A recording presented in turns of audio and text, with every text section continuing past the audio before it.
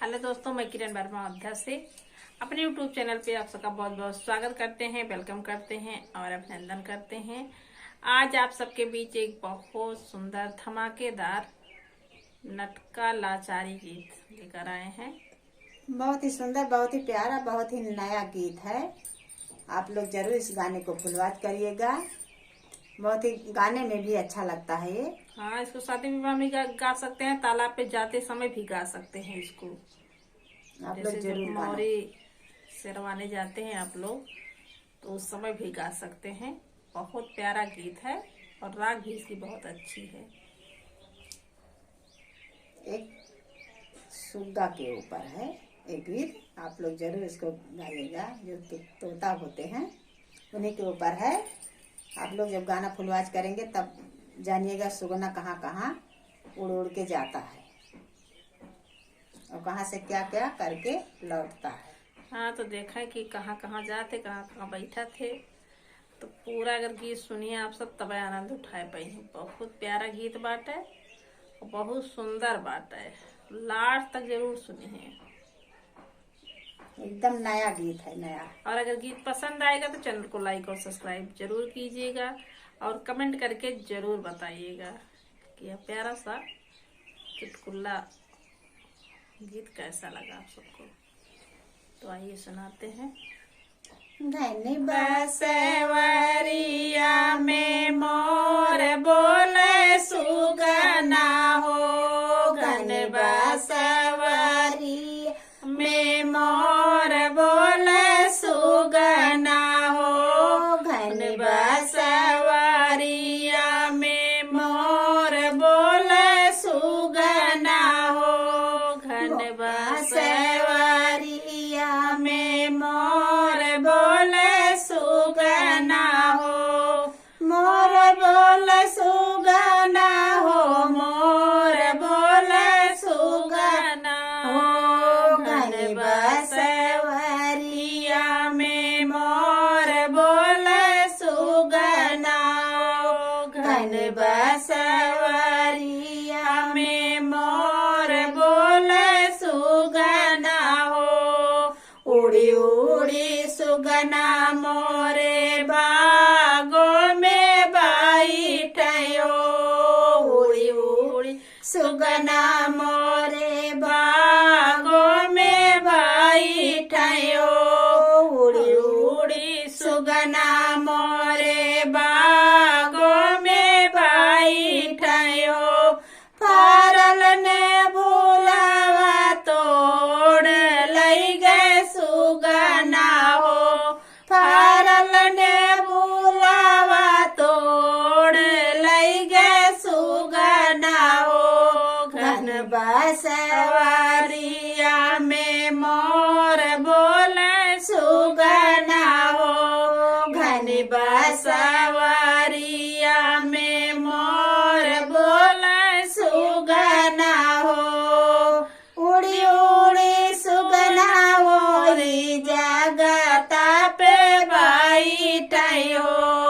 उड़ी उड़ी सुगना ओही जगता पे बैठयो।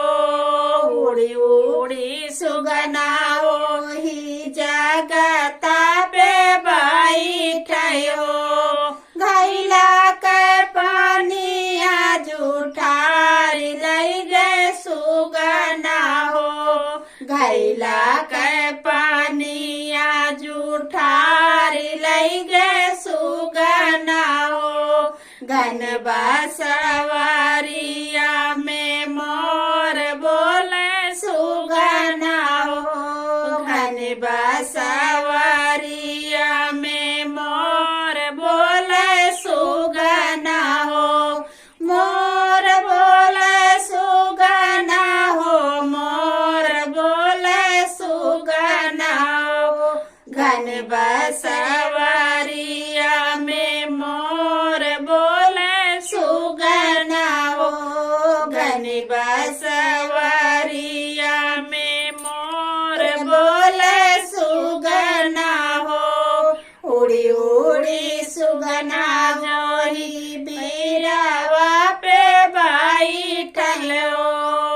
उड़ी उड़ी सुगना ओही बीरवा पे बैठे हो। उड़ी उड़ी सुगना ओही बीरवा पे बैठे हो।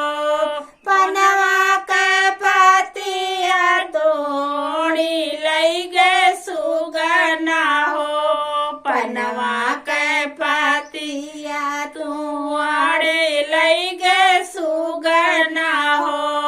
पनवा के पतिया तुआड़े लई गे सुगना हो। घन बसवरिया में मोर बोले सुगना हो। घन बसवरिया में मोर बोले सुगना हो।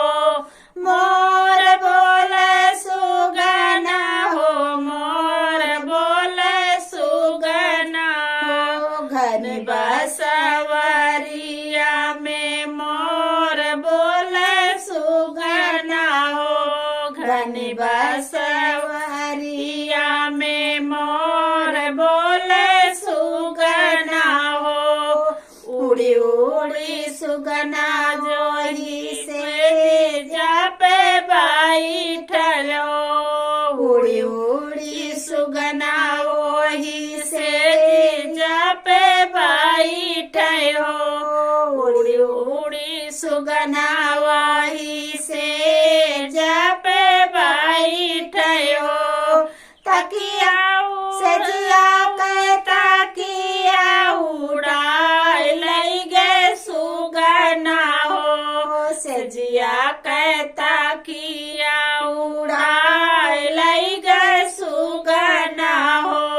सजिया के तकिया उड़ाए लई गे सुगना हो।